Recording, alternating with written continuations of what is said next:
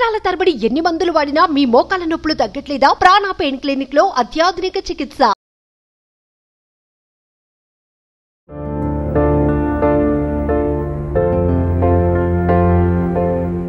Hello viewers, welcome back to our channel. ఈరోజు మనతో ఉన్నారు స్టాక్ మార్కెట్ అనలిస్ట్ అయిన సుందరరామ్ రెడ్డి గారు. సార్తో మాట్లాడదాం. Hi sir. హాయ్ సార్, నేను ఈ కాంపౌండ్ ఇంట్రెస్ట్, టైం మేనేజ్మెంట్ ఈ రెండు ఎప్పటి నుంచో వింటూ ఉన్నాను. అయితే ఈ రెండు కూడా మనకు అకాడమిక్స్లో వస్తూ ఉంటాయి, చాలాసార్లు వింటూ ఉంటాం ఫైనాన్షియల్ టర్మ్స్లో. అయితే రియల్ లైఫ్లో వీటిని ఏ విధంగా చూడాలి, వీటి వల్ల మన లైఫ్ ఏ విధంగా ఇంపాక్ట్ అవుతూ ఉంటుందో చెప్తారా? సో ప్రతి ఒక్కళ్ళు మనం ఈ రియల్ టైంలో ఈ కాంపౌండ్ ఇంట్రెస్ట్ ఎలా చూపిస్తుంది అండ్ టైం వాల్యూ దాన్ని ప్రాక్టికల్గా దాని రియల్ టైంకి ఎలా ఎఫెక్ట్ అవుతుందో చాలామంది చాలా కన్ఫ్యూజింగ్ ఉంటుందండి. అకాడమిక్ వ్యూలో అది క్లియర్గా మనకు అర్థం అవుతుంది, ఎందుకంటే మనకి మ్యాథ్స్లోను ఫైనాన్స్లో వస్తాయి కాబట్టి. ఒక్క మాట ఏంటంటే, కాంపౌండ్ ఇంట్రెస్ట్ అనేది మీ డబుల్ చేస్తుంది, ట్రిపుల్ చేస్తుంది అంటూ ఉంటారు. రైట్. ఎంతవరకు? ఇప్పుడు ఎగ్జాంపుల్ నేను ప్రాక్టికల్గా చెప్తా చూడండి. ఒక అతను 20 ఏజ్లోనే మంత్లీ ఒక 500 రూపీస్ తీసి పక్కన పెడుతున్నాడు. ఓకే. అండ్ ఇయర్లీ బ్యాంక్లో వేసాడు అనుకుందాం, బ్యాంక్లో 8% వడ్డీ అనుకుందాం. ఓకే, మంత్లీ 500 రూపీస్ పెట్టుకుంటూ పోయాడు 20 ఏజ్ నుంచి. 30 ఏజ్ రాగానే ఆపేశాడు, మ్యారేజ్ అయిపోయింది, ఖర్చులు ఎక్కువైపోయినాయి, మిగిలిచలేకపోయాడు అమౌంట్ ఏమి.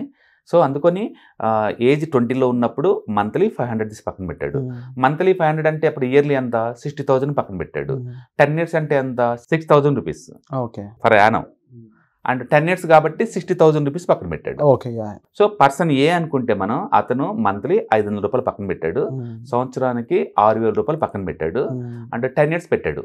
30 కాగానే ఇంకా ఆపేశాడు, ఎందుకంటే ఫ్యామిలీ వచ్చేసింది, డబ్బులు చాలటం లేదు, అందుకొని ఆపేశాడు. మొత్తం ఇతను ఎంత మనీ ఇన్వెస్ట్ చేశాడు అంటే 60,000 రూపాయలు. 10 సంవత్సరాలకి అంతే, 10 సంవత్సరాలకి పెట్టేసి వదిలేశాడు. వడ్డీ బ్యాంకులో పెట్టాడు అనుకుందాం, వడ్డీ 8% ఫర్ యానం చొప్పున వచ్చింది అనుకుందాం. ఇది పర్సన్ ఏ అనమాట. ఇప్పుడు ఇంకొక అతను పర్సన్ బి అనుకుందాం. అతను లేట్గా బిగిన్ చేశాడు, అంటే యూత్లో ఉన్నప్పుడు ఆ డబ్బులు మొత్తం ఫుల్ ఎంజాయ్ చేస్తా ఉన్నాడు, 500 పక్కనే పెట్టలేదు. 30 ఏజ్ తర్వాత అప్పుడు అర్థమైంది, అమ్మో మనీ ఏం సేవ్ చేయలేకపోతున్నాను, కష్టం అవుతుందని చెప్పేసి అతను 30 ఏజ్ ఉన్నప్పుడు బిగిన్ చేశాడు. అతను కూడా ఇతనిలాగానే ఫర్ మంత్ వచ్చేసరికి 500 పెట్టుకుంటూ పోతున్నాడు. అట్లా ఎవ్రీ ఇయర్ పెట్టుకుంటా అప్ టు 60 వచ్చేంత వరకు అండ్ ఇతనిలాగానే 500 రూపీస్ పెట్టుకుంటూ వెళ్ళిపోయాడు. మొత్తం ఇతను 60 ఏజ్ వచ్చే లోపలనే మంత్లీ 500 చొప్పున పెట్టుకుంటూ పోతుంటే 1,80,000 పెట్టాడు. అంటే ఏ పెట్టింది 60,000 10 ఇయర్స్ మీద. ఇతను 30 ఇయర్స్ మీద పెట్టింది 1.8 lakh. ఓకే, 30 ఏజ్లో బిగిన్ చేసి 60 దాకా. 60 తర్వాత ఇద్దరు ఏజ్ 60 తర్వాత మనం చూసాం అనుకోండి, మనం చూసే వాళ్ళకి ఏమనిపిస్తుంది అంటే బి ఎక్కువ పెట్టాడు కాబట్టి ఎక్కువ డబ్బు అతనికి వచ్చిద్దేమో అనుకుంటాం. రాంగ్, ఏకే ఎక్కువ వస్తుంది. ఎలా అంటారు? ఫస్ట్ అతను ఏజ్ 20లో పెట్టాడు, అంటే 20 నుంచి ఆ డబ్బు మీద 8% వడ్డీ వస్తుంది. 20 ఏజ్ నుంచి 30 ఏజ్ వరకు 10 ఇయర్స్ వస్తూనే ఉంది. ఇతను లేట్గా బిగిన్ చేశాడు. లేట్గా బిగిన్ చేయడం వల్ల ఆ కాంపౌండ్ ఎఫెక్ట్ అతనంతా రాదు ఇతనికి, ఎందుకంటే అతను 30 ఏజ్ వచ్చే లోపలనే 60,000 రూపాయలు పెట్టాడు. ఇతను 30లో 500 పెట్టాడు. ఇంకా అతను అప్పటికే 60,000 వర్క్ చేస్తుంది. ఇంకా ఇప్పుడు ఈ 60,000 వర్క్ చేస్తూ ఉంది, ఆల్రెడీ 60,000 రూపాయలు వర్క్ చేస్తూ ఉంది. ఇతను 500 కదా పెట్టింది 30 ఏజ్లో. ఇతను 500 రూపాయలు పెట్టాడు కాబట్టి దీని మీద వచ్చేది ఎక్కువ వడ్డీ. ఇతను పెడుతున్నా సరే ఈ వడ్డీకి మ్యాచ్ అవ్వదు ఇంకా. Okay, now you understand what is the passive income అంటే. ఎంత ముందుగా మనం టైం యూటిలైజ్ చేసుకుంటే అంత బెటర్ అనమాట. ఇప్పుడు మనం 60 ఏజ్ తర్వాత చూసుకున్నాం అనుకోండి, పర్సన్ ఏకి మొత్తం డబ్బు ఎంత ఉందండి అకౌంట్లో అంటే 10 లక్షలు ఉందండి. అతను పెట్టింది 60,000, అతని అకౌంట్లో ఎంత ఉంది 10 లక్షల రూపాయలు. 30 సంవత్సరాలతో ఆపేసిన ముందు డబ్బు వర్క్ చేస్తా పోతుంది అది. సో మొత్తం డబ్బు 10 లక్షలు ఉంది. రెండో పర్సన్ 30 సంవత్సరాలు బిగిన్ చేశాడు కదా, 60 దాకా పెడుతూనే ఉన్నాడు కదా, మొత్తం అతను ఇన్వెస్ట్ చేసింది 1.8 lakh rupees.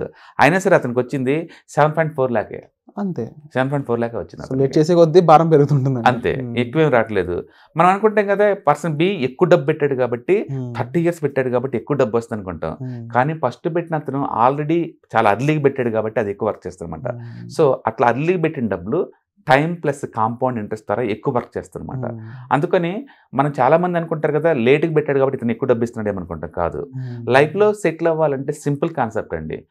Age పుట్టంగానే parents 1,000 rupees పక్కన పెట్టినా సరే, మీ ఇండియన్ మ్యూచువల్ ఫండ్ ఇండస్ట్రీలో యావరేజ్ మీద 20% వస్తుంది long term point of view. Short టర్మ్లో వాలటిలిటీ ఉండవచ్చు. నీకు ఈజీగా 2 కోట్లు వద్దు 25 ఏజ్ వచ్చినప్పుడు, అది ఈజియెస్ట్ మెథడ్. అంత డబ్బు లేదనుకుందాం, బేబీ పుట్టంగానే 1 lakh పక్కన పెట్టామంటే మ్యూచువల్ ఫండ్లు వేసేసి ఓకే, అది యావరేజ్ మీద 20% వెళ్తుంది అనుకోండి, అది 25 వచ్చే లోపల అది కూడా 2 కోట్లు అవుతుంది. అంటే మంత్లీ 1000 పెట్టినా పర్వాలేదు, ఒకేసారి 1,00,000 పెట్టినా పర్వాలేదు. లేదు మ్యారేజ్ ముందు కల్లా 30 years వచ్చే లోపల ఒక 10 lakhs తీసి పక్కన పెట్టినా చాలు, అతను రిటైర్మెంట్ కల్లా ఈ 70 కోట్లు అవుతుంది.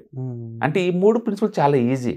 అవును, మంత్లీ 1000 పెట్టుకుంటూ పోతావా మీ కిట్ కోసం, లేదా బేబీ పుట్టగానే 1 lakh పెడతావా, లేదా రిటైర్మెంట్ కోసం కావాలనుకోండి 30 years లోపల ఒక 10 lakh మ్యూచువల్ ఫండ్లో పెట్టామనుకోండి, ఈ మనీ కాంపౌండ్ పని చేస్తూనే ఉంటుంది. ఎందుకంటే 30లో పెట్టాడు అనుకోండి, 60 కల్లా అంటే 30 సంవత్సరాలు ఈ 10 lakh పని చేస్తూ ఉంది కదా, అది ఎక్కువ కాంపౌండ్ అవుతా పోతుంటుంది. అందుకని ఎక్కువ మంది రిటైర్మెంట్ అప్పుడు ఏం మిగిలిద్ది అంటే హ్యూమన్స్కి ఒక సొంత ఇల్లు, రిటైర్మెంట్ కోసం 23 లక్షలు ఇదే ఉంటుంది. 99% మీరు ఎవరన్నా అవ్వండి. చాలామంది కలెక్టర్ అయితే లైఫ్ సెటిల్ అవుతాయి, అండ్ ఐటీ జాబ్ అయితే లైఫ్ సెటిల్ అవుతుంది, డాక్టర్ అయితే లైఫ్ సెటిల్ అవుతుంది అంటారండి. అంటే బిలుమి అవి వచ్చినా సరే రిచ్ అవ్వలేరు, లైఫ్ సెటిల్ అవ్వదు. సెటిల్మెంట్ అనేది కామాలండి, ఫుల్ స్టాప్ లేవు దీనికి. ఎందుకంటే లైఫ్ స్టైల్ అప్డేట్ అవుతా ఉంటాయి కదా, ఖర్చులు పెరుగుతూనే ఉంటాయి, లైఫ్ స్టైల్ పెంచుతూనే ఉంటుంది. ఎండ్ ఆఫ్ ది డే నువ్వు ఎలా సర్వైవ్ అవుదాం అనుకుంటున్నావు, ఎలా బతకాలనుకుంటున్నావు, నీ డ్రీమ్స్ తగ్గట్టు నువ్వు బతుకున్నావా లేదా, అలా బతకాలంటే ఏం చేస్తే బతుకుతావు, ఎంత సేవ్ చేస్తే బతుకుతావు, ఎంత కాంపౌండ్ అవుతే బతుకుతావు అని ప్లానింగ్ ఉంటే తప్ప యూ నెవర్ బీ రిచ్. మీరు అమెరికాలో సెటిల్ అవ్వండి, రిచ్ ఏం అవ్వలేరు. ఇండియాలో సెటిల్ అవ్వండి, రిచ్ ఏం అవ్వలేరు. రిచ్ అవ్వాలంటే ప్లానింగ్ కావాలి. దగ్గర ప్లానింగ్ లేనప్పుడు రిచ్ అవ్వలేరు. ఇంకా ఎంత డబ్బున్నా రిచ్ అవ్వలేదు. ఎందుకంటే గోల్స్ లేవు అనుకోండి, మీరు ఎంత చేసినా ఎందుకు చేస్తున్నారో కూడా మీకు తెలియదు. ఎందుకు స్టాక్ మార్కెట్లో చాలామంది ఎంటర్ అవుతారు, మళ్ళీ భయపడి లోపల పోతూ ఉంటారంటే వాళ్ళకి ప్రాపర్ ప్లానింగ్ లేదు. ఫర్ ఎగ్జాంపుల్ నాకు ఒక 20 yearsకి 1 కోటి రూపాయలు రావాలి, మంత్లీ 2,000 పెడుతున్నాను అనుకోండి. ఇప్పుడు మార్కెట్ పడితే నాకు ఎందుకు, పెరిగితే నాకు ఎందుకు, నేను పడితే ఏం చేయగలుగుతాను, పెరిగితే మాత్రం ఏం చేయగలుగుతాను. అంటే గోల్ క్లారిటీ ఉంటే నేను కన్ఫ్యూజ్ అవను. You got it. Financial goals అనేవి పెట్టుకున్న తర్వాత ఆ గోల్కి తగ్గట్టు మనం ఫైనాన్షియల్ మేనేజ్మెంట్ చేసుకోవడం ఎలా, దానికి సంబంధించి ముందు ఫైనాన్షియల్ లిటరసీ అర్థం అవ్వాలి, కంపల్సరీగా ఉండాలండి. కంపల్సరీ.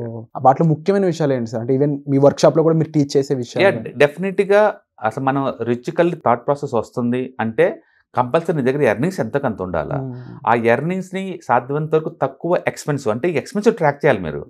చాలా మంది ఎక్కడ రిచ్నెస్ ఎక్కడ స్టార్ట్ అవుతుందంటే ఎర్నింగ్స్ ఒకటే కాదండి, ఎర్నింగ్స్ మీ వాటిని జాగ్రత్త సేవ్ చేస్తున్నాం లేదా, ఈ ఎర్నింగ్స్ సేవింగ్స్ మధ్యలో ఎక్స్పెండిచర్ ఉంటుంది కదా, దాన్ని ఎలా కంట్రోల్ చేయాలి, దాన్ని ఎలా ట్రాక్ చేయాలి అని చెప్పేసి దాని మీద మనం ఎక్కువ ఫోకస్ చేయాలి. అన్నెసరీ ఎక్స్పెండిచర్ మొత్తం దాన్ని కట్ చేయడం ద్వారా సేవ్ చేయడం పెంచుతుంది అనమాట. సేవ్ ఎక్కువ అవటం వల్ల ఇన్వెస్ట్మెంట్ ఎక్కువ అవుతుంది. ఇన్వెస్ట్మెంట్ ప్రాపర్గా చేయడం ద్వారా కాంపౌండ్ ఇంట్రెస్ట్ త్వరగా రీచ్ అవుతా టైం ఉంటుంది అనమాట. సో ఇవన్నీ కూడా అర్లీ స్టేజ్లో కనుక ఎంప్లాయీ తీసుకున్నాను అనుకోండి ట్రైనింగ్ లాంటి వాటికి, they can understand better way. Money ఎలా మేనేజ్ చేయాలి, డెట్ ఎలా మేనేజ్ చేయాలి, ఎప్పుడు లైఫ్లో సెటిల్మెంట్ అని మీ ఫీలింగ్ వస్తుంది, అంటే శాలరీ తగ్గట్టు లైఫ్ ఎలా సస్టైన్ అవ్వాలి, ఇవన్నీ కూడా ఈ ప్రోగ్రామ్ ద్వారా మీరు టీచ్ చేస్తారనమాట. కాబట్టి లైఫ్ ఒక తప్పులు చేసుకుంటా ఫిక్స్ చేసుకుంటూ పోయే బదులు అసలు ముందు మనీ ఎలా మూవ్ అవుతుంది, దాన్ని ఎలా మేనేజ్ చేయాలి, కెరీర్కి ఎలా లింక్ పెట్టుకోవాలి, ఎప్పుడు లైఫ్ స్టైల్ అప్డేట్ చేసుకోవాలి, ఎప్పుడు అప్డేట్ చేయకూడదు అన్న థాట్ ప్రాసెస్ ట్రైనింగ్ ద్వారా ఇచ్చామనుకోండి ఎక్కువ మందికి అది బెనిఫిట్ అవుతుంది అనమాట. అందుకని ఈ ప్రోగ్రాంలో ఈ అచ్చం పర్సనల్ ఫినాన్స్ మీద, అంటే nothing to do with stock market అనేది ఓవరాల్ ఫైనాన్షియల్ ప్లాన్ ఒక పార్ట్ అంతే, ఒక యూనిట్ అంతే. బట్ ఇక్కడ ఏంటంటే ఓవరాల్గా నువ్వు ఎందుకు ప్లాన్ చేయాలి, ఎలా సేవ్ చేయాలి, ఎక్కడెక్కడ సేవింగ్ ఆప్షన్స్ ఉన్నవి, ఇలా కాంప్రిహెన్సివ్గా దీంట్లో మనం చెప్తాం అనమాట. అందుకని personal finance is the very big subject and we're going to cover those things in this program. Stock market is different thing, ఇందులో ఒక పార్ట్ అంతే. ముఖ్యంగా ఈ ప్రోగ్రామ్ ద్వారా ఒక మనిషికి సంబంధించి financial assessment total different stages లో ఉన్న ఫైనాన్షియల్ నీడ్స్ ఆ డిఫరెంట్ స్టేజ్ తగ్గట్టు ఎలా ట్యూన్ చేసుకోవాలి, ఎలా సేవ్ చేసుకోవాలి అనమాట. ఎందుకంటే కాలేజీలో ఉన్నప్పుడు teenage requirement different, money requirement different, family వస్తే డిఫరెంట్. కొంచెం యూత్లో ఫ్యామిలీ కిడ్స్ పెరుగుతున్నారు, ఇంకొక రెస్పాన్సిబిలిటీ. రిటైర్మెంట్ దగ్గరలో ఉన్నప్పుడు వేరే రెస్పాన్సిబిలిటీ, రిటైర్మెంట్ అయిన తర్వాత వేరే రెస్పాన్సిబిలిటీ. ప్రతి స్టేజ్లో ఉన్న ఫైనాన్షియల్ నీడ్స్ గోల్స్ తగ్గట్టు ట్యూన్ చేసుకుంటూ పోవడానికి ఇది పనికి వస్తుంది. నాకు ఓవరాల్గా విన్న తర్వాత ఒక మాట అనిపించింది సార్, దీనికి సంబంధించిన ఫైనాన్షియల్ ఎడ్యుకేషన్ మనకు ఉన్నట్లయితే డబ్బుని చూసి భయపడం. Yes you are right, plan చేసుకుంటాం. అప్పుడు దాన్ని బట్టి మన లైఫ్ అనేది మనకు ఒక ఐడియా ఉంటుంది, ఒక హ్యాపీ సెక్యూర్ లైఫ్ అనేది చూడొచ్చు డెఫినెట్గా. ఎందుకంటే నువ్వు విజువలైజ్ అవుతున్నప్పుడు ఫ్యూచర్ ఇలా ఉండబోతుందని ఇంకా భయం ఎందుకండి. సపోజ్ ఇప్పుడు నేను మంత్లీ 2,000 సేవ్ చేస్తున్నాను అనుకోండి, 20 years అయితే నా కిడ్ రిచ్ అవుతున్న విషయం నాకు అర్థం అవుతుంది. కరెంట్ స్ట్రాటజీస్ నేను ఎందుకు భయపడాలి, ఎందుకంటే నా మనీ గ్రో అవుతుంది, ఆ విషయం నాకు తెలుసు. అందుకని ఆ యాటిట్యూడ్, ఆ వే ఆఫ్ లైఫ్ స్టైల్ డిఫరెంట్గా ఉంటాయి. అందుకని ఎవరైనా ప్రాపర్గా ప్లాన్ చేసుకున్న వాళ్ళందరూ చాలా సిస్టమేటిక్గా ఉంటాయి వాళ్ళ లైఫ్స్, సడన్గా డిస్టర్బ్ అవడానికి ఏముండదు. అన్ఫార్చునేట్లీ పబ్లిక్ ఏంటంటే అంతగా థింక్ చేయరు, ఎందుకంటే అది వాళ్ళ పాటు కాదంటే. అకాడమిక్ వేలో ఉన్న బ్యాడ్ థింగ్ ఏంటంటే వాటిని ఇంపార్టెంట్ లాగా టీచ్ చేయట్లేదు జస్ట్ ఎక్కడ ఒక కూడా. సబ్జెక్ట్ లా చూపించేసి దాని సపరేట్గా ఏజ్ రాంగ్ సైడ్ వచ్చినప్పటికీ లేట్ అయింది. అప్పటికి నేర్చుకున్నా కూడా ఎలాంటి ఉపయోగం ఉండదు. బట్ ఇదే సబ్జెక్ట్ కనుక అర్లీ స్టేజ్లో కనుక టీచ్ చేస్తే డెఫినెట్గా చాలా మంది జీవితాల్లో మారుతాయి. ఇప్పుడు అదే అంటుంది కాంపౌండ్ ఇంట్రెస్ట్ టైం అంటే అందరూ తెలుసు ఆ విషయం. ఇప్పుడు ఇతను ఎవరైతే 20 నుంచి 30 ఏజ్ లోపు జస్ట్ 500 పర్ మంత్ పెడితేనే ఇతను బిడ్ చేయలేకపోతాను. రెండో అతను 30 years పెట్టి కూడా that's called as a time and compound interest. So చూస్తున్న ఆడియన్స్ ఎవరైనా అయి ఉండొచ్చు, ఇవి మీ పిల్లల సబ్జెక్ట్ అకాడమిక్స్లో ఉన్నా కానీ ఇంత అర్థవంతంగా చెప్పే ప్రోగ్రామ్స్ ఉండవు. సో ఈ ప్రోగ్రామ్ అనేది కేవలం పెద్దవాళ్ళకో లేదంటే డబ్బులు సంపాదించే వాళ్ళకనే కాదు, స్టూడెంట్స్ దగ్గర నుంచి ప్రతి ఒక్కరు కూడా ఈ వర్క్షాప్కి అటెండ్ అవ్వచ్చు. ముఖ్యంగా ఫైనాన్షియల్ ప్లానింగ్ ద్వారా ఒక సేఫ్ అండ్ సెక్యూర్ లైఫ్ అనేది మీరు చూడొచ్చు. అంతేకాకుండా సార్ చెప్పిన విషయాలు ఎన్నో ఉన్నాయి. మనీ అనేది కాంపౌండింగ్లో ఏ రేంజ్గా జనరేట్ అవుతుందని చెప్పేసి, ఎల్లకాలం మనం వర్క్ చేస్తూనే బతకాలి అనే ఒక మిత్ ఏదైతే ఉందో దాన్ని మీరు రాంగ్ అని ప్రూవ్ చేయొచ్చు.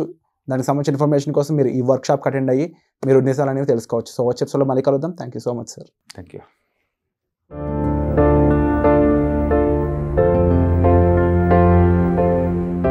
సుమన్ టీవీలో మీ పర్సనల్ అండ్ బిజినెస్ ప్రమోషన్స్ కోసం కింది నెంబర్కి కాంటాక్ట్ చేయండి.